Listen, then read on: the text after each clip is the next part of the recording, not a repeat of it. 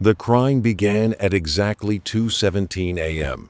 It was faint at first, barely louder than the hum of the refrigerator or the distant traffic bleeding through the apartment walls. The sound drifted through the dark like a weak signal, uneven and broken, the way crying sounds when someone is trying not to be heard. It rose and fell in shallow waves, stopping just long enough to make the silence feel heavier before starting again.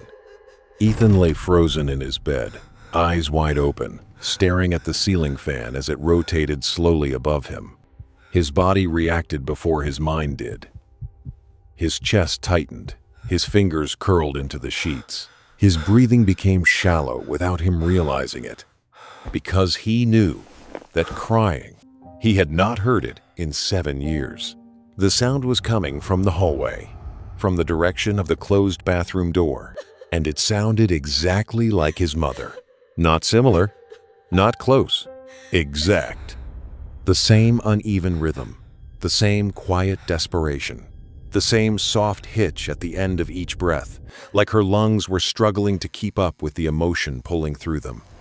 It was the sound she used to make late at night when she thought he was asleep, back when the apartment still felt lived in and warm, back when she was still alive. The crying stopped suddenly. The silence that followed felt wrong, too deliberate, as if something was listening. Ethan did not move. His body refused. His mind began searching for explanations that could keep reality intact. Pipes, old buildings made noise, neighbors cried sometimes. Sound carried strangely at night. Memory was unreliable. But none of those thoughts explained why the crying had come from inside his apartment, or why it had come from the bathroom his mother had died in. The hallway remained dark. The door at the end of it stayed closed. Then the crying started again, this time closer. 7 years earlier, the apartment had felt different. It had been smaller then, even though the walls and floors were exactly the same. Back then, the rooms had been filled with the weight of another presence, dishes drying on the counter, a blanket folded on the couch, soft footsteps moving around at night. Ethan had been 19 when his mother died. She had been sick for a long time, though neither of them liked using that word. Sick made it sound temporary, manageable, something that could be beaten if they just waited long enough. She had been tired more than sick, tired in her bones, tired in her voice, tired in a way that made the world seem slightly out of reach, like she was watching it from behind glass. The night it happened, Ethan had been asleep in his room. He remembered waking briefly to the sound of movement, the bathroom light clicking on, the soft shuffle of feet across the hallway. At the time, it had felt normal, familiar. He had gone back to sleep. By morning, the apartment was silent, too silent. He found her on the bathroom floor, collapsed beside the tub, one arm twisted awkwardly beneath her. The light was still on. The mirror was fogged slightly, though the air was cold. Her eyes were open, unfocused, staring at nothing. The official explanation came later. Heart failure. Sudden. Quiet. The bathroom was cleaned. The paramedics came and went. Time moved forward the way it always did, dragging everything with it whether it was ready or not. But something about that bathroom never felt the same afterward. Ethan noticed it in small ways at first. The air inside always felt colder than the rest of the apartment, even in summer. The light flickered sometimes, though the bulb was replaced more than once.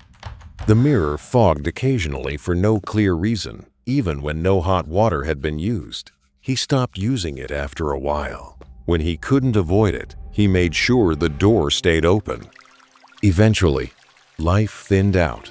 The memories, the way water erodes stone, the sharpness dulled. The pain settled into something quieter, something easier to carry. Ethan stayed in the apartment because it was cheap, familiar, and because leaving felt like another kind of loss. For 7 years, nothing truly strange happened. Until the crying returned. The sound grew louder, pulling Ethan out of his thoughts. It was no longer faint. It filled the hallway now, pressing against the walls, sliding under his bedroom door. It sounded closer to the floor, as if whoever was crying was crouched or sitting, their face buried in their hands. The crying had weight to it. Presence. Ethan's heart hammered in his chest. His mouth felt dry. His phone lay face down on the nightstand beside him, close enough to reach, but far enough to feel useless. He did not turn on the light. Something told him not to. The apartment felt like it was holding its breath. The crying shifted slightly, becoming more uneven, more desperate.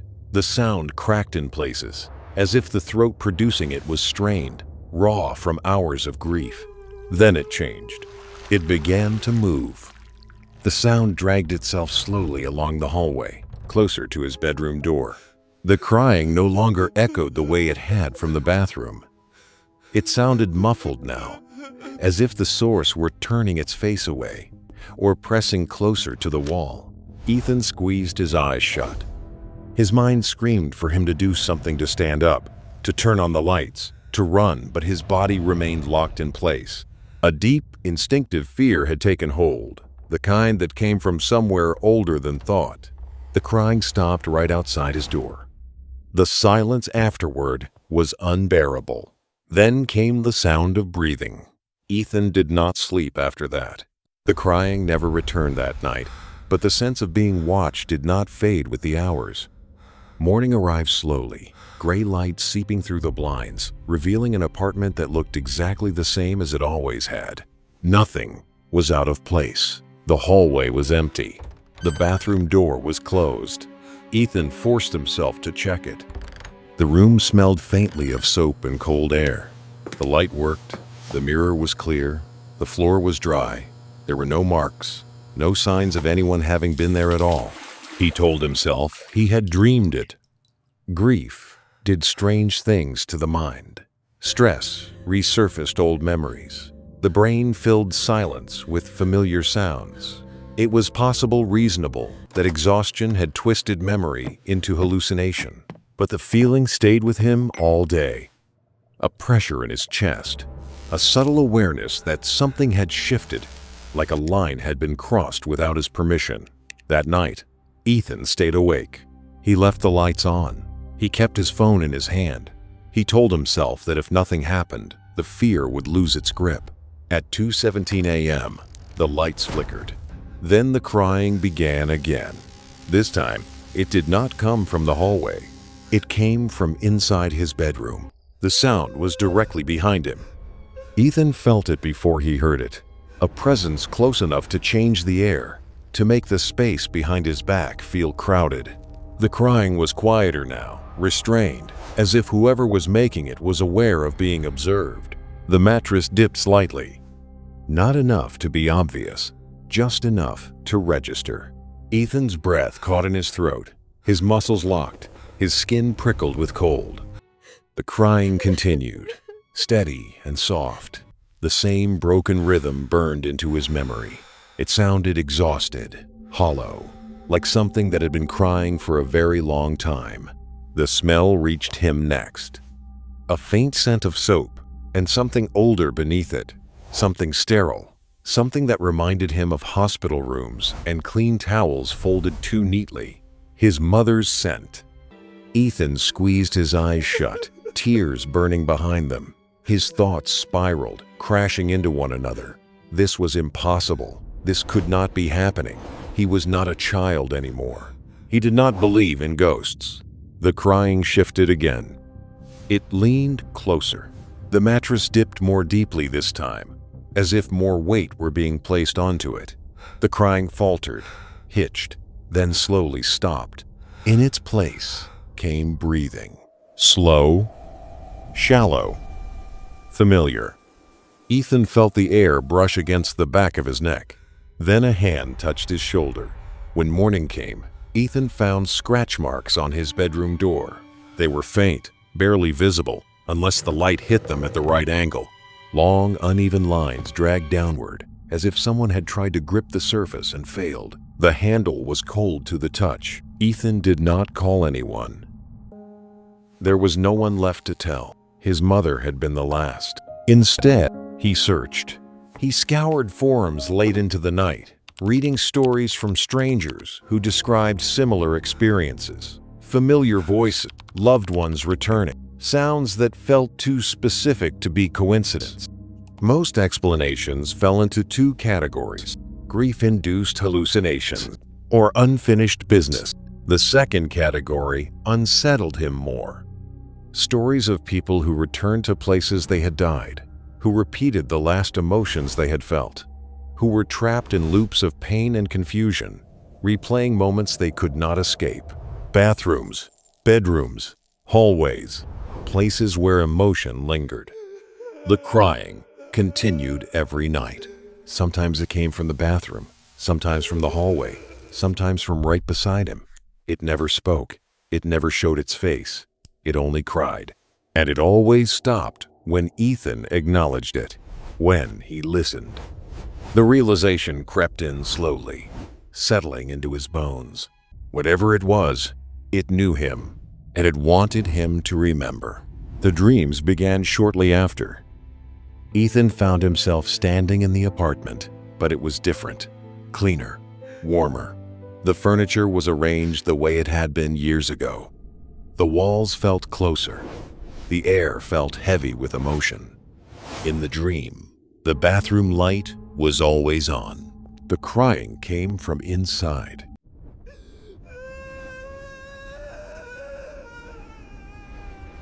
Every time Ethan approached the door, every time he woke before opening it, until one night he didn't. In the dream, the bathroom door opened easily.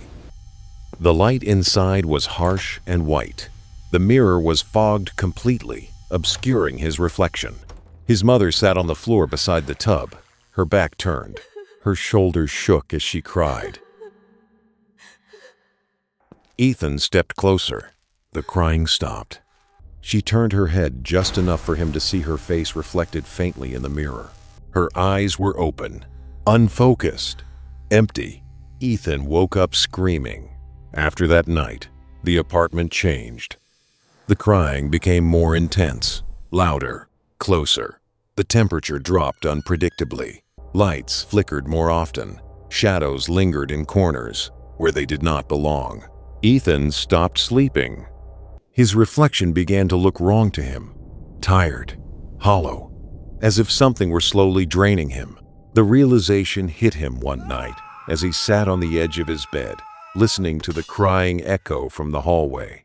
The sound wasn't just grief, it was fear. His mother had not died peacefully. She had been alone. She had been afraid. And whatever was crying in his apartment was not asking to be remembered. It was asking for company. The final night came quietly. There was no crying at first. The apartment felt still, heavier than it ever had before. The air pressed down on Ethan's chest as he lay awake, staring into the darkness. Then, the bathroom light turned on. Slowly, deliberately. The crying began louder than ever. Ethan stood. His legs trembled as he moved down the hallway. The sound pulled him forward, wrapped around his thoughts, drowned out his fear. The bathroom door was open. The light spilled across the floor.